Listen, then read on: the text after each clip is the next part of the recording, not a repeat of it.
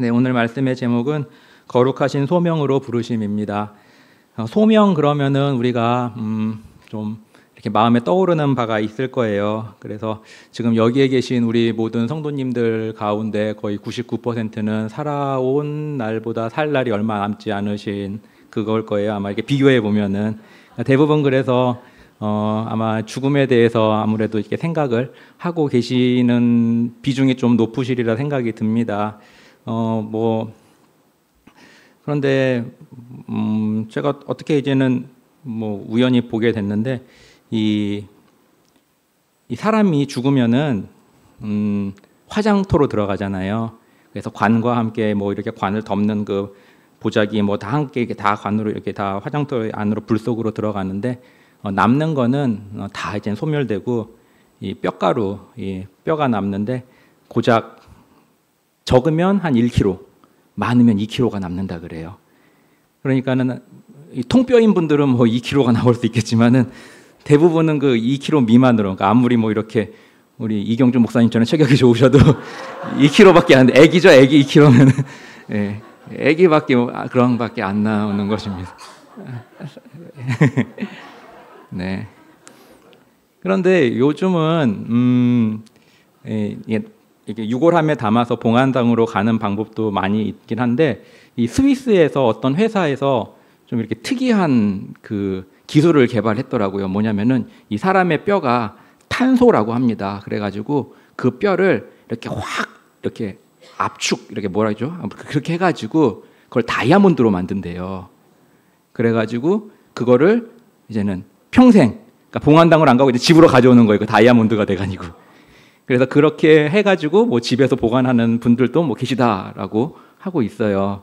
그래서 한번 따져보세요. 오늘부터 이제는 생각해 보시고 이게 봉안당으로 가는 게 저렴한가, 다이아몬드로 만드는 게 저렴한가 이렇게 해가지고 따져보셔서 해보시면 좋겠습니다.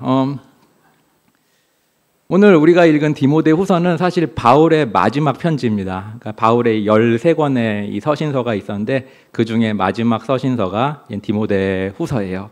그래서 바울은 이 디모데후서를 이 로마의 감옥에서 썼다고 이제는 적혀 있습니다. 그래서 이 로마의 감옥에서 그 쓰는 당시에 바울은 아마도 자신의 죽음을 아마 예측했던 것 같아요. 그걸 우리가 어디서 볼 수 있냐면 디모데후서 4장 6절에서 볼 수 있는데요. 우리 디모데후서 4장 6절 한번 같이 읽어보겠습니다. 관제와 같이 벌써 내가 부음이 되고 나의 떠날 기약이 가까웠도다. 아멘. 예, 벌써 나오죠. 관제와 같이 내가 부음이 되고 나의 떠날 기약이 가까웠도다. 그러니까 다른 서신서, 옥중 서신서를 보면은 내가 너희들에게 찾아가겠다, 아니면은 이렇게 어떤 계획을 가지고 있다, 이렇게 서신서에 기록이 되어 있는데 유독 이 디모데후서 여기서 보면은 나의 떠날 기약이 가까웠다 이렇게 하니까 우리가 유추해 볼 수 있는 거예요. 아, 바울도 이제 자신의 이 마지막 날이 얼마 안 남았음을 직감하고 있구나라는 것을 볼 수 있습니다. 그렇기 때문에 이 디모데후서는 이제 이걸 알고 우리가 읽으면 바울의 마지막 유언과 같은 그러한 서신이구나라는 것을 우리가 좀 알고 사전식 알고 읽으면은 좀 또 다른 색다른 감동이 있을 것 같습니다. 그래서 여기서 이제는 관제와 같이 내가 부어졌다라고 합니다. 그래서 이 관제는 구약에선 다른 말로 전제라고 하는데요. 이것은 포도주 또는 술 또는 피 이런 것들, 그러니까 액체, 이것을 하나님께 완전히 쏟아 부었는 그러한 제사를 말하고 있거든요. 그런 거는 다 드리는 거죠. 그러니까 우리말 표현 중에도 이런 게 있잖아요. 하얗게 불태웠어. 들어보신 적 있잖아요. 이게 뭡니까? 그러니까 완전 연소시켰다는 거 아니겠습니까? 그러니까 완전히 자신을 다 그냥 온전히 해서 그냥 다 불태웠다라는 거. 그러니까 바울의 이 관제와 같이 부어졌다라는 것도 이러한 표현이에요. 그래서 내가 완전히 다 하나님께 온전히 다 나의 사명 다 부었다. 나는 완전히 다 연소시켰다라는 것을 말하고 있습니다. 참 멋진 표현 같아요. 그래서 우리가 잘 아는 존 칼빈도 이런 말을 했잖아요. 이 녹슬어 못 쓰는 것보다 닳아 없어지는 게 낫다.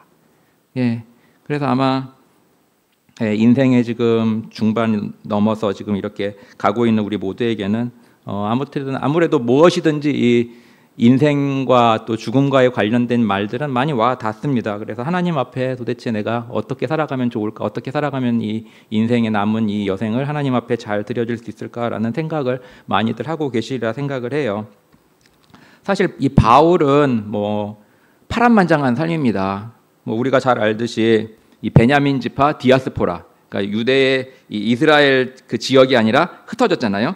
그 흩어진 디아스포라의 후손으로 이 뭐라 그러냐면은 거기가 다소 출신이라 그러잖아요. 길리기아 다소. 그러니까 오늘날의 거기가 이 터키의 남부입니다. 터키의 남쪽 이 해안가. 거기에 출신이고 그 당시에 그곳이 로마령이었습니다. 그러니까는 태어날 때부터 뭐 미국 시민권 이런 것처럼 로마 시민권이라는 엄청난 특권을 가지고 태어났던 사람이었죠. 그리고 그의 고백을 들어보면은 그 다음에 태어나서 거기서 자라다가 예루살렘으로 보내집니다. 예루살렘 왜 보내졌냐면은 바로 가말리엘이라는 문화생으로 바리새인의 교육을 철저하게 받게 하기 위해서 부모님이 보내신 것 같아요. 그래서 이 바리새인, 뭐 우리가 잘 알듯이 엄청난 사람입니다. 막 모세오경을 달달달달 외우고 그리고 거기에 엄격하게 살아가는 그러한 사람이었습니다. 그래서 거기서 철저하게 그 좋은 그 교육을 받고 나서 그 후에는 뭘 했냐면 이제 탄탄한 공직 생활을 하고 이어갔어요. 그래서 우리가 사도행전에서 보면은 대제사장들과 공회원들도 그 바울이 그러잖아요. 대제사장과 공회 사람들에게 나를 아는지 물어봐라. 그들도 다 나를 내가 누군지 알고 있다. 그러니까 사실 이런 거잖아요. 지금 현재 뭐 국회의장한테 내가 누군지 물어봐라. 다 알걸. 거기 국회의원들 누군지 알걸. 그럼 웬만한 사람은 잘 모르지 않습니까? 그러니까는 근데 그 사람도 다 안다 그러는 거는 이 바울도 그 당시 상장한 이 공직과 그 다음에 이 지위가 있었던 사람으로 우리가 볼 수 있다는 것이죠. 그런 다음에 그가 어떤 큰 계기가 있는데 뭐냐면 이 스데반 처형의 책임자였다라는 것입니다. 그래서 사람들이 겉옷을 도왔다라는 건 그가 그 스데반 처형의 책임자로 있었다라는 것이었죠. 그리고 그 후에 무엇을 했죠? 바로 대제사장의 공문을 받아서 이 구속 집행을 실행했던 사람입니다. 그래서 오늘날로 말하면 구속영장을 신청하고 할 수 있는 사람이 누구예요? 예, 그쪽 검찰청 이쪽이 있던 사람이 아니겠습니까? 그러니까 오늘날 그런 사람과 비슷한 직위를 가졌던 사람이 바로 사도 바울입니다. 그러니까 잘 나가고 청년이고 뭐 유도 아무튼 잘 나가는 그러한 사람이었어요. 그러나 하나님께서 그를 부르신 게 있었죠. 바로 다메섹 도상입니다. 다메섹 도상에서 우리가 잘 아는 예수님의 하나님의 부르심이 그에게 있었습니다. 그런 다음에 이제 바울이 완전히 밝게 됩니다. 그래서 우리는 이것을 보고 바울의 소명. 그래서 바울은 예수님으로부터 이렇게 소명을 받고 180도 달라져서 이렇게 하나님께 멋지게 쓰임 받았어라고 우리는 생각을 하잖아요. 그래서 우리도 생각할 때 우리에게는 그런 소명이 없나, 또 나는 지금 내 나이가 지금 60, 70, 80 나에게는 소명이 모르겠다 이렇게 생각을 하시면서 뭐 그냥 이렇게 신앙생활 하시는 분들도 계시리라고 생각을 합니다. 그러나 바울은 오늘 본문을 통해서 우리에게 뭐 그거 맞아요. 바울이 부르셔가지고 완전 그가 180도 바뀌어서 하나님을 위해 그렇게 완전 뛰어들고 그렇게 살아가는 그것도 소명이 맞습니다. 그 부르심 소명이 맞는데 오늘 본문에서 바울은 또 우리라고는 그 소명도 있지만 또 다른 측의 소명을 우리에게 말씀하고 있는 것을 우리가 볼 수 있다라는 거예요. 그래서 오늘 본문 1장 9절을 다시 한번 읽어보도록 하겠습니다. 하나님이 우리를 구원하사 거룩하게 부르심으로 부르심은 우리의 행위대로 하심이 아니요 오직 자기 뜻과 영원한 때 전부터 그리스도 예수 안에서 우리에게 주신 은혜대로 하심이라. 아멘. 이 본문은 누구에게 쓰여진 거냐면은 수신자가 나와 있잖아요. 디모데, 그의 영적인 아들 디모데에게 쓰여진 것입니다. 쓴 것입니다. 근데 오늘 이렇게 하고 있는데 우리가 읽는 방금 이 구절은 이제 개역 한글인데요. 이제 개역 개정 성경에서는 이것을 살짝 다른 단어로 번역을 해놨습니다. 그래서 그거 검은색 바탕으로 되어 있는데요. 우리 디모데후서 1장 9절 같은 본문이지만 개역 개정을 같이 한번 읽어보도록 하겠습니다. 하나님이 우리를 구원하사 거룩하신 소명으로 부르심은 우리의 행위대로 하심이 아니요 오직 자기의 뜻과 영원 전부터 그리스도 예수 안에서 우리에게 주신 은혜대로 하심이니라. 아멘. 잠깐 보여주시고 거기서 달라진 부분이 뭐냐면은 거룩하신 소명으로 부르셨다라는 것입니다. 그러니까 우리 개역 한글은 거룩하신 부르심으로 부르셨다. 이거를 개역 개정에서는 거룩하신 소명으로 부르셨다라는 것이에요. 그래서 오늘 말씀의 제목이 거룩하신 소명으로 부르심입니다. 그래서 소명이 여기에 나와요. 그래서 소명, 바울의 소명은 아까도 말씀드렸듯이 이방인의 사도였습니다. 그래서 바울은 그 소명에 충실을 했어요. 그래서 주님의 부르심은 이처럼 한 사람의 인생, 삶의 목적과 방향을 완전히 바꿔놓으십니다. 그래서 소명, 부르심. 그런데 이 소명이 한자잖아요. 그 한자로서 부를 소의 목숨명입니다. 그래가지고 풀어보면은 부르심을 받은 목숨이에요. 그러니까 내 목숨이 아니라 부르심을 받은 목숨이라는 겁니다. 그러니까 부른 사람의 목숨이라는 거예요. 그게 소명이라는 것입니다.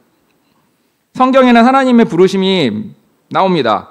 하나님께서 직접적으로 행하신 것들은 아브라함을 부르신 것, 이거 하나님께서 직접 나타난 말씀했죠.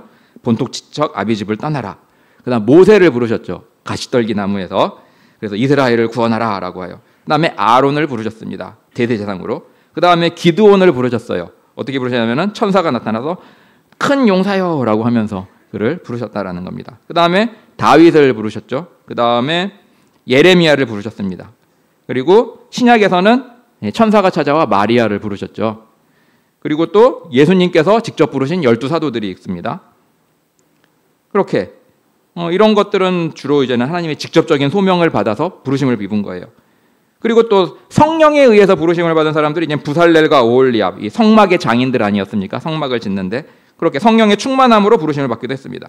그러나 우리가 잘 아는 인물 중에서 요셉, 다니엘, 솔로몬, 아합의 국내 대신 오바댜, 그리고 예레미야의 서기관 바룩, 그리고 에스라, 느헤미야, 스룹바벨, 에스더 등등 이러한 대개의 인물들은 하나님의 직접적인 부르심이 없었어요. 그렇다고 해서 그들에게 하나님의 소명이 없었다라고 말할 수는 없거든요. 그들도 다 하나님의 부르심이 있었다라는 것입니다. 그래서 오늘 본문에서는 직접적인 부르심이 아니더라도 이 소명이라는 게 도대체 무엇일까?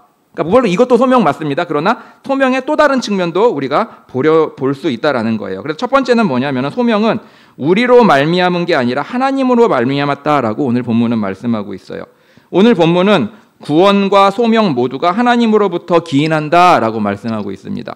그래서 보면은 하나님이 우리를 구원하사 거룩하신 부르심으로 부르심은 이렇게 되어 있지만 이렇게 그냥 좀 더 이렇게 좀 그냥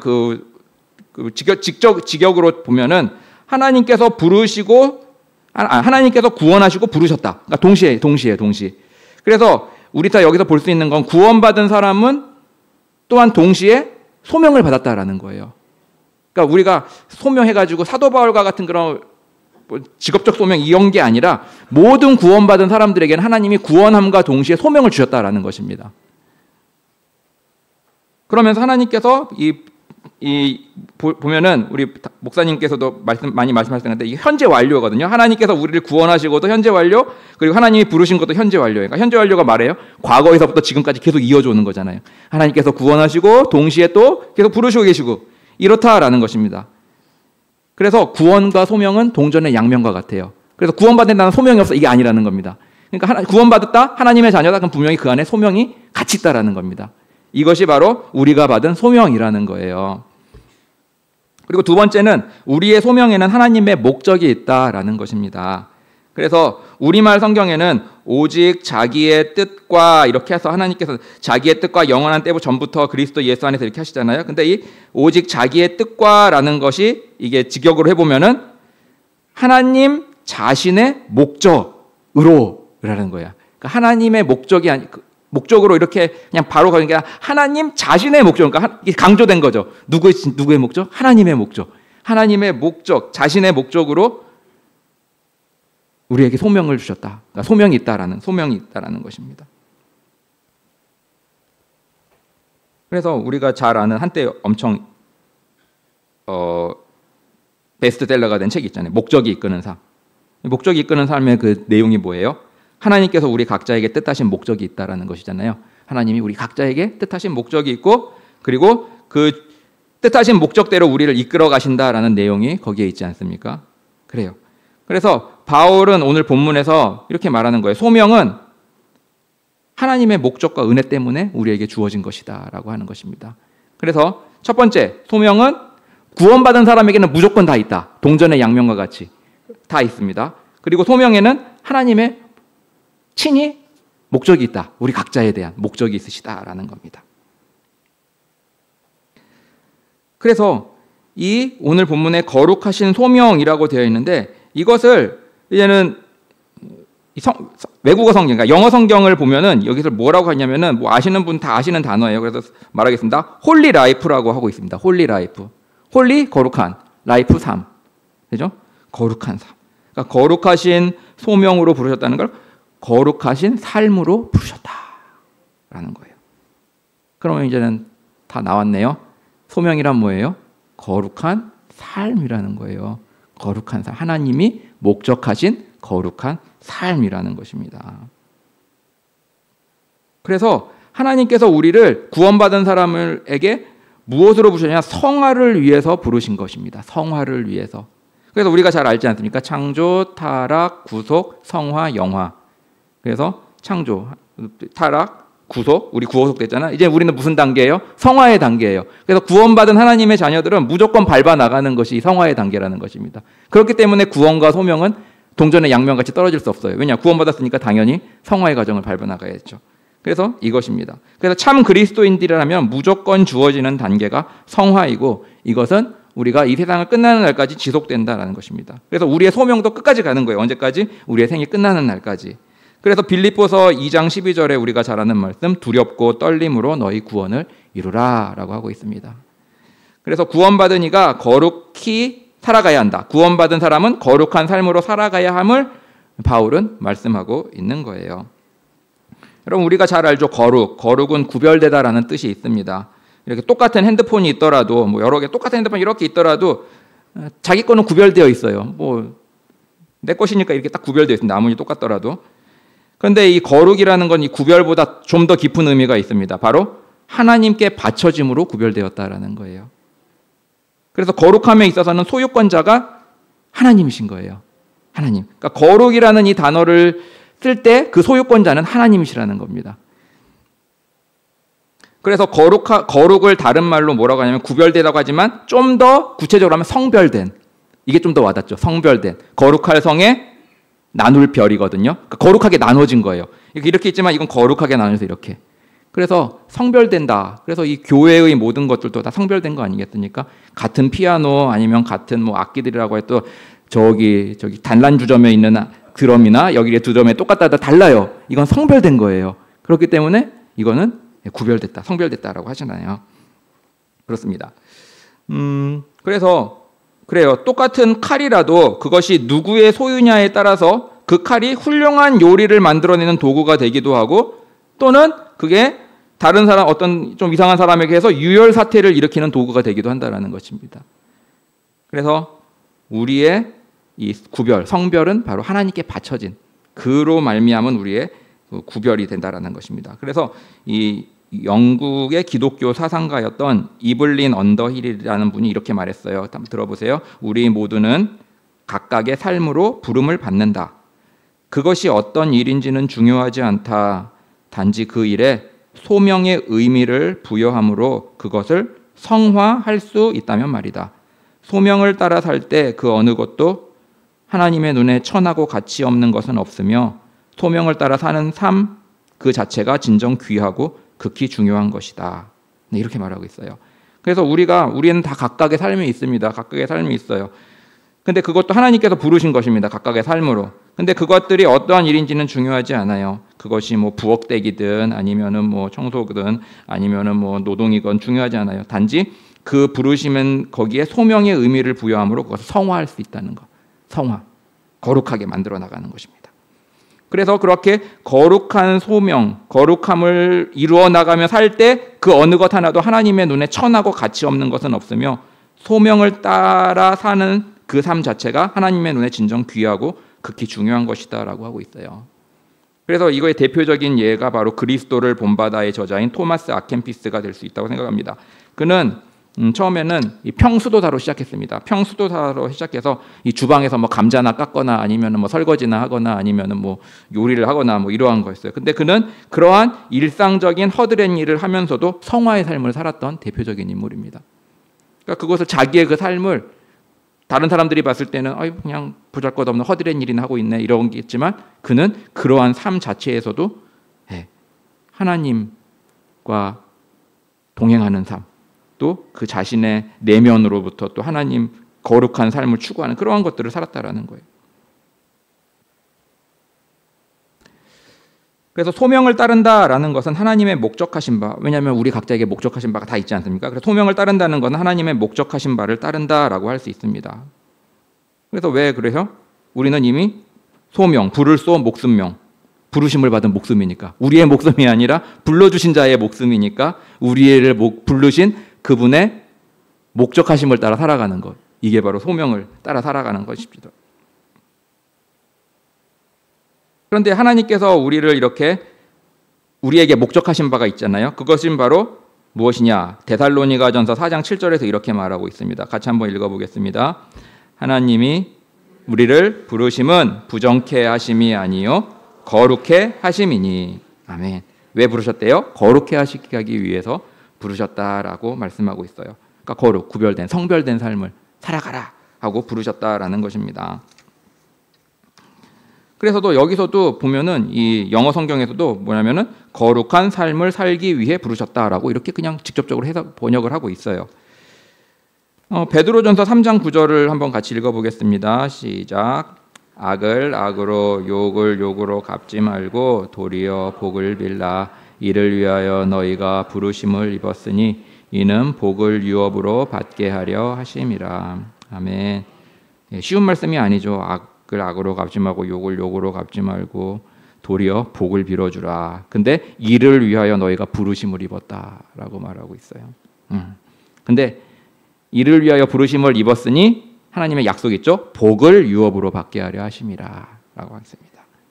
그래서 주님이 기억하시면 족한 거예요. 그냥. 네.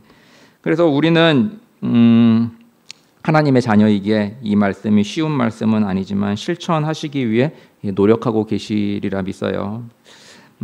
우리는 로봇가 아닙니다. 그렇죠? 그래서 우리가 뭐 입력값이 주어지면 거기에 입력값에 따라 이렇게 뭐 움직여 그런 게 아닙니다. 우리에는 우리가 이 성별된 삶을 살아가는 데 있어서 우리의 선택과 의지가 동원돼야 되는 거예요. 로봇가 아닙니다. 우리의 선택과 의지. 우리는 뭐 매일 선택을 하며 살지 않습니까? 또한 의지를 발동해서 행동을 하지 않습니까? 그러니까 성별된 삶을 살아가기 위해서는 자동으로 되는 게 아니라는 겁니다. 하나님께서 우리에게 주신 자유의지를 가지고 우리를 선택하고 또 의지를 동원해서 해야 되는 거예요.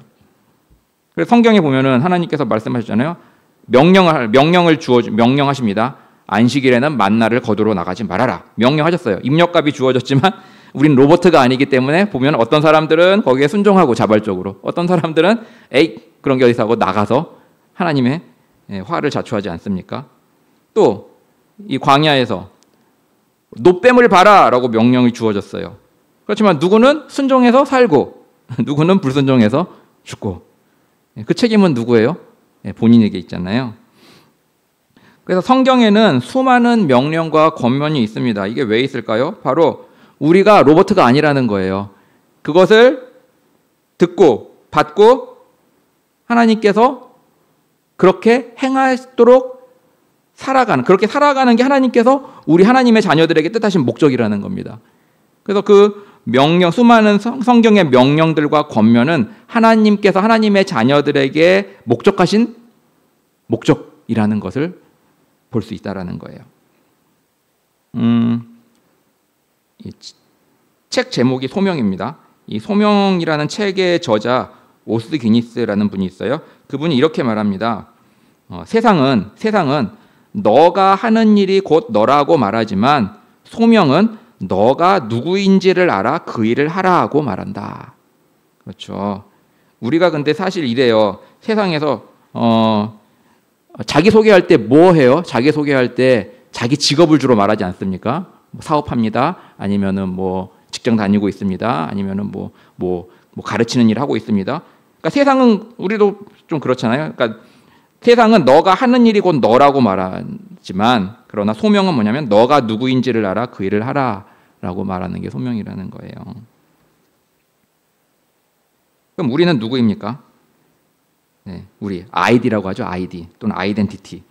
바로 이거는 뭐냐면 우리가 누구냐면 하나님의 자녀, 하나님의 백성 이것입니다. 여러분 성경을 보십시오. 하나님의 뜻, 하나님의 말씀이 누구에게 주어지고 선포되었나요? 바로 하나님의 백성. 예, 그 아이덴티티, 아이디가 누구인 사람들, 하나님의 백성, 하나님의 자녀에게 주어지고 선포되었어요. 왜요? 하나님의 뜻을 알아 그 뜻에 순종하라고 그렇게 주어진 것입니다. 그래서 거룩하신 소명, 다른 말로 거룩한 삶이란 하나님의 뜻을 따라 그 말씀에 순종하는 삶이라 할 수 있습니다. 그런데요, 누구도 같은 삶이 없습니다. 우리 주님께서는 우리 각자의 삶을 똑같게 하지 않으셨어요. 그렇기에 우리 각자의 소명은 우리의 지문처럼 자신만의 독특한 것이 됩니다. 그러니까 서로서로 다 달라요. 다 달라. 그래서 구원은 다 받았잖아요. 구원받은 사람에게는 다 소명이 있잖아요. 근데 그 소명은 우리의 삶이 우리의 뭐 기질, 재능, 세상을 보는 방식, 인생 경험 이런 것들이 다 다른 것처럼 우리의 소명도 다 다르다라는 것입니다. 그래서 우리가 하나님께서 우리를 거룩한 삶, 이 소명을 하셨기 때문에 소명을 부르셨기에 우리는 이 다음에 5가지를 살펴보면서 우리의 삶이 어떻게 살아가게 될지를 한번 살펴보면 좋을 것 같아요. 첫 번째는 재능입니다. 재능. 하나님께서는 우리 각자에게 재능을 주셨어요. 그것이 뭐 뛰어날 수도 있고 좀 부족할 수도 있고 하지만 뭐 다 재능이 있다라는 것입니다. 그래서 그것을 잘 하고 그리고 다른 사람이 또 인정해주고 그러면은 이게 이제 재능일 경우가 많아요. 그리고 두 번째는 이제 흥미와 에너지와 열정이니까 그러니까 재능을 하나님을 위해 사용하라는 것입니다. 그리고 흥미와 에너지와 열정을 또한 주님을 위해 쓰라는 거예요. 그래서 흥미, 어떤 일에 대한 동기가 부여되는지 또 자신이 흥미를 가지고 자신의 흥미를 끌고 자신에게 힘이 나게 하는 것 그런 게 있으면 그리고 또 내면의 강한 열망이나 열정 등 이런 것들이 있을 겁니다. 그럼 그런 것들을 어떻게 해요? 네, 하나님의 백성을 구원받은 자로서 주님을 위해서 쓰라는 것입니다. 그리고 세 번째는 자신에게 일어난 일이에요. 때때로는 환경이 우리를 이 주님의 목적하시는 바, 이 소명으로 떠미는 경우도 있습니다. 뭐 들어보셨을 거예요. 아프리카 이 자선 봉사하러 갔다가 그곳에서 한 연약한 어린아이를 보고 이 마음이 이렇게 움직여서 어린이를 돕는 일에 적극적으로 뛰어든 이 유명 배우들의 이야기들을 종종 듣지 않습니까? 이런 것들이 이제 환경에 의해서 이렇게 뛰어드는 그 소명 쪽으로 가는 것이죠. 그리고 또 우리가 잘 아는 철로 역정의 저자 존 버년, 그가 철로 역정을 집필한 곳은 뭐 경치 좋고 조용하고 아늑한 그런 곳이 아니었어요. 이 철로 역정은 이 존 버년이 12년간 베드포드 카운티 감옥에 갇혀 있으면서 집필한 것이 철로 역정입니다. 그래서 그의 작품에는 고난에 대한 심오한 통찰이 담겨 있죠. 그리고 도스토옙스키의 위대한 작품인 죄와 벌. 이 죄와 벌은 그가 이 시베리아 수용소 생활에서 겪었던 삶의 체험, 그것이 그 안에 녹아들어 있었습니다.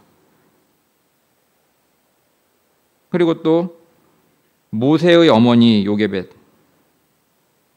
어떻습니까? 모세의 어머니 자기가 낳은 아들 발견되면 어떻게 돼요? 나일강에 던져질 수밖에 없어요. 그러니까 끝까지 최선을 다해 숨겼습니다.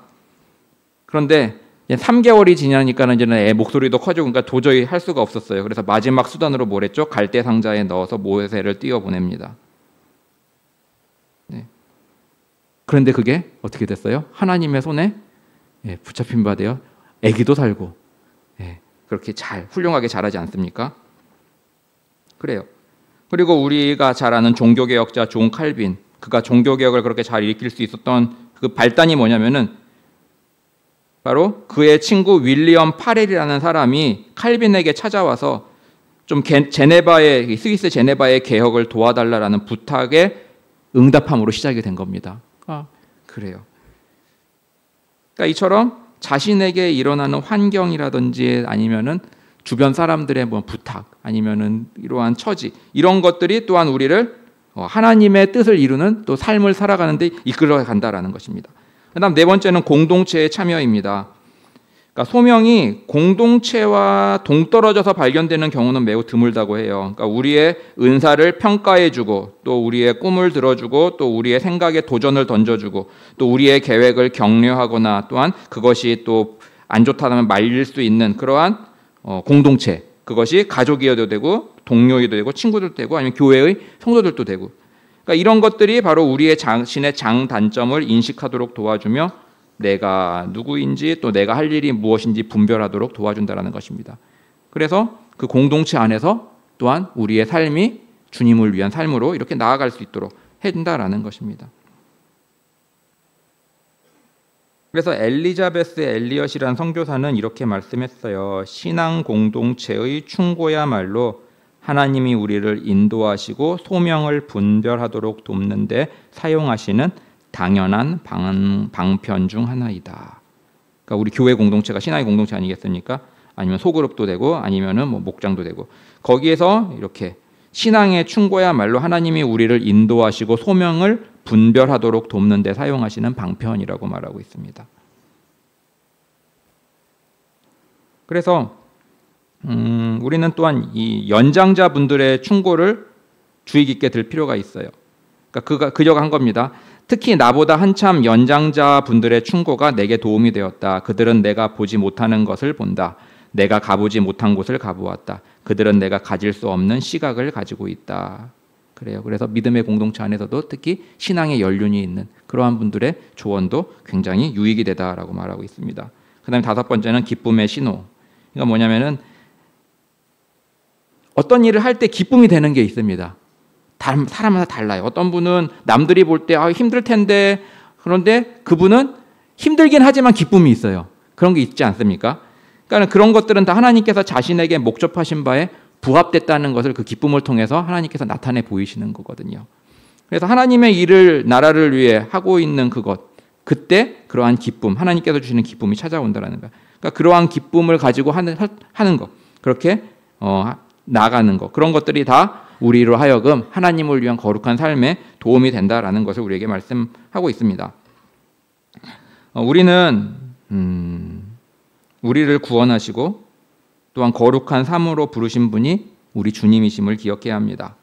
그리고 그 부르심에 충성된 삶을 살아가는 자녀들을 주님께서는 인정하시고 상급을 주실 것입니다. 우리가 거룩한 삶을 살아간다면 그것으로 우리는 성공했다라고 할 수 있습니다. 사실 우리 대부분은 세상에서 말하는 성공과는 거리가 있을 수 있습니다. 우리 중에 아브라함 링컨이나 존 버년이나 도스토예프스키나 존 칼빈, 마틴 루터, 나이팅게일처럼 그 이름을 널리 알려질 사람들은 많지 않을 거예요. 우리 대부분은 우리의 사후 죽음 이후에 오래오래 기억되지 않을 것입니다. 우리의 삶은 대개가 잊혀지는 자리로 사라질 거예요. 그리고 또 우리가 하는 일에는 세상에서 이렇다한 박수갈채가 따르지 않을지도 모릅니다. 그러나 우리가 박수갈채 받기 위해서 신앙생활 하나요? 아니잖아요. 주님이 판단하시는 성공은 이 세상의 판단과 다릅니다. 주님은 우리의 노력을 알고 계세요. 주님은 우리의 헌신을 기억하고 계세요. 그래서 C.S. 루이스의 책 위대한 이혼이라는 책이 있습니다. 이거는 진짜 이혼 이게 아니라 이 죄와 악으로부터 영적인 이혼을 이제 의미하고 있는 건데요. 근데 이 책을 보면은 거기에 이런 내용이 나옵니다. 이 방금 세상을 떠난 한 위대한 성도를 받드는 천국의 행렬이 있어요. 그래서 그 이야기의 그 화자는 그 안내자에게 자신이 저 행렬에 있는 주인공이 자신이 이름을 들어봤던 사람인지 궁금해해서 궁금해합니다. 그래서 이 세상을 떠난 이 위대한 성도를 받드는 그 어마어마한 그 행렬을 보면서 아마 굉장히 유명했던 사람이었을 것이라고 생각을 합니다. 그러나 안내자인 천사는 이렇게 그에게 말합니다. 이 사람은 당신이 한 번도 이름을 들어본 적이 없는 사람입니다. 지상에서 그녀의 이름은 사라 스미스였습니다. 골더스 그린이라는 곳에 살았지요. 그래서 화자는 이렇게 말합니다. 아무튼 특별히 중요한 사람이겠군요. 그러자 천사는 대답합니다. 그렇지요. 위대한 사람들 중 하나입니다. 이 나라의 명성과 저 지상의 명성은 완전히 다르다는 것을 당신도 들어선 알고 있지요. 사라 스미스라는 그녀는 천국의 눈으로 볼 때 큰 자였습니다. 이렇게 해요. 그래서 사실 그녀가 그렇게 위대한 그 명예를 받을 수 있는 것은 바로 자신의 거룩한 삶에 충실했기 때문입니다. 그녀는 하나님을 위해 그리고 세상의 유익, 그러니까 하나님을 위해 하나님의 뜻을 행하였다라는 거예요. 뭐 세상은 그녀를 뭐 생각하지도 않고 잊어버릴 수 있지만 하나님은 결코 잊지 않으셨다라는 것입니다. 서두에도 말씀드렸듯이 사람들은 대개 자신의 소명은 하나뿐이며 그것이 바로 자신의 직업이라는 개념을 갖고 살지만 오늘 본문을 통해서 우리는 소명은 우리의 삶이며 이 삶을 어떻게 살아가느냐가 중요하다라고 이 성경 오늘 본문은 말씀하고 있습니다. 그래서 우리는 어떠한 환경에 처해 있든지 성별된 삶을 살아가야 합니다. 그러기 위해서는 우리가 하나님께 바쳐진 하나님의 소유인 존재라는 걸 늘 기억해야 합니다. 그리고 우리 인생의 하나의 초점, 하나의 목표, 그리고 최고 관심사가 주님이 되어야 할 것입니다. 아까도 말씀드렸던 이 그리스도를 본받아라는 저자 토마스 아켄피스의 말이 있습니다. 한번 같이 읽어보겠습니다. 영원할 수 없는 물질적 부를 추구하며 거기에 의지하는 것은 헛된 일이다. 장수를 바라면서 훌륭한 삶에는 별 관심이 없는 것은 헛된 일이다. 현재의 삶에만 초점을 두고 미래의 삶을 내다보지 않는 것은 헛된 일이다. 순간의 기쁨을 위해 살면서 우리는 기다리고 있는 영원한 기쁨을 간절히 바라지 않는 것은 헛된 일이다. 네, 그렇죠. 영원할 수 없는 것을 바라보며 거기에 의존하는 것도 헛된 것. 또 장수를 바라면서 모르겠어요. 우리 계신 분들 중에서 나는 정말 길고 오래 살 거야. 그래가지고 네. 근데 있긴 있더라고요. 나는 벽에 똥칠할 때까지 살 거야. 이렇게 하시는 분들도 계시는데 모르겠습니다. 근데 아무튼 장수를 바라면서 훌륭한 삶에는 별 관심이 없는 것도 헛된 일이라는 거예요. 그리고 또 현재의 삶에만 초점을 두고 미래의 삶을 내다보지 않는 것도 헛된 것. 그리고 순간의 기쁨을 위해 우리를 기다리고 있는 영원한 기쁨을 바라지 않는 것도 헛된 것이라고 하고 있습니다. 오늘 말씀의 제목 거룩하신 소명으로의 부르심입니다. 우리 주님께서 우리를 구원하시고 부르신 것은 우리로 거룩하신 부름에 합당한 거룩한 삶을 살아가도록 하기 위함입니다. 우리 주님이 세상의 주인이시고 우리의 삶이 주님의 손에 쥐어져 있음을 기억하며 우리의 현실 속에서 주님의 발자취를 쫓아 거룩한 삶을 살아가는 신실한 믿음의 자녀들 되기를 축원합니다.